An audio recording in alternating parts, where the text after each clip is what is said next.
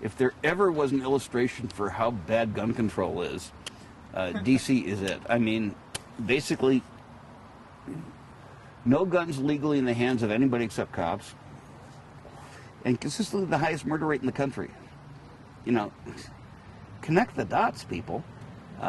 If you're a criminal who wishes to engage in the habit of robbery, do you go to Salt Lake City, where permits are easy to get, and people have money because Mormons work really hard and do quite well by and large, or do you go to D.C., where your victim is going to be unarmed, unless you happen to run into a fellow criminal, which is going to be the real danger?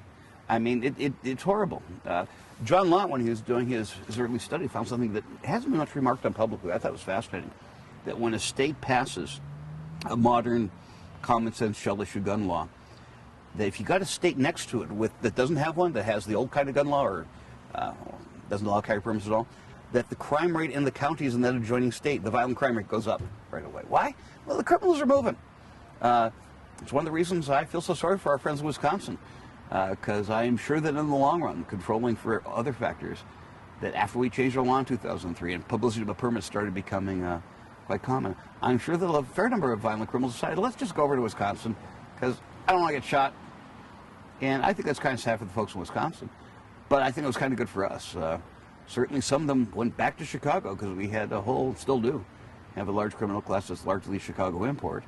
But in Chicago, all the victims have been disarmed, unless they happen to run to an alderman or retired cop.